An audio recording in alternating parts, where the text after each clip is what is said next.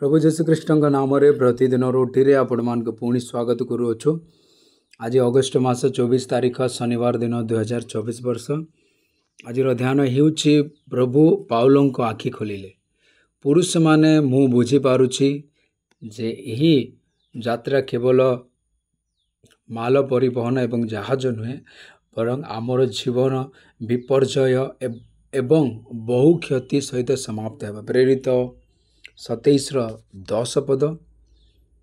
आम आखि कहीं खोलिबा उचित। सत सेनापति पाउल एवं सैनिक माने इटालीर राजधानी रोम अभिमुख यात्रा करिबा समय रे एक प्रबल पवन जहाज को बफाई देइथिला। जो माने विमान रे थिले से माने भयभीत हेले। तापरे प्रभु पाउलों को आखि खोलिले एवं आसुथिबा घटना विषय रे तांको जणाइले। भविष्यत वक्ता को आखि भविष्यत विषय रे जानी पारे। जेतेबेले प्रभु जीशु जेरुसालेम को चाहिले से जेरुसालेम ऊपर आसुथिबा विचार को देखिले। वर्तमान से नगर को देखि कांदी कांदी कहिले, जदि आपण जानिथिबे विशेष करी आपणक दिन रे जहाँ आपणक शांति पय सृष्टि करे, किंतु वर्तमान से गुडी को तुम आखिरु लुचि रहिछि। लूक 49:41-42 पद। से जेपरी भविष्यवाणी करिथिले, ख्रीष्ट पूर्व 70 मसीहा रे राजा टिटस जेरुसालेम सहर को निआरे पोड़ी देइथिले एवं याको संपूर्ण रूपे नष्ट करि देइथिले एवं जिहुदी माने चारियाडे बिछाड़ी होई गले। ईश्वरक संतान माने आसुथिबा विचार को देखिबा पई आपणक आखि खोलंतु। प्रथमे ईश्वरक घरे विचार आरंभ हेबो। जेतेबेले धनी व्यक्ति माने टाइटानिक नामक एक विशाल जहाज रे यात्रा करुथिले, जहाजर धनुरे थिबा अधिकारी दूरରୁ एक विराट आइसबर्ग देखि भयभीत हेले। से तुरंत जहाजर कैप्टेन को सह जोगाजोग कले एवं जहाजर दिग बुलाइबा पई एक जरूरी वार्ता देइथिले।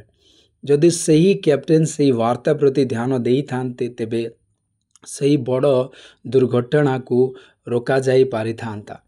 किंतु अव्यवहृत अवस्था रे थिबा अधिनायक एही चेतावनी को अणदेखा करथिले। फलस्वरूप जहाजटी एक विशाल बरफ रे खसी पड़ी शह शह लोकों को मृत्यु घटिथिला। प्रभु तांकर सेवक भविष्यद्वक्ता मानक माध्यम रे आसुथिबा विपद एवं समस्या विषय रे ईश्वरक संतान मानकु चेतावनी देइछन्ति एवं सेही चेतावनी प्रति ध्यान देवा हमर कर्तव्य।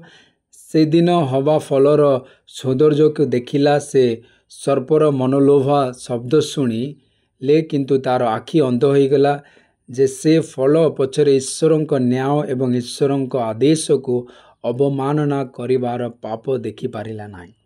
लोट केवल सदम एवं गमोरार देश रे उर्वरता देखि पारिथिला, किंतु अग्नि द्वारा सेही सहर गुड़िकर विनाश एवं विनाश को देखि नथिला। जिहुदा इस्करियोतक आखि 30 खंड रूपा मूल्य देखिला, किंतु प्रभु जीशुक विश्वासघातकता पछरे से फांसी दे निजर मृत्यु को देखि पारिला नाही।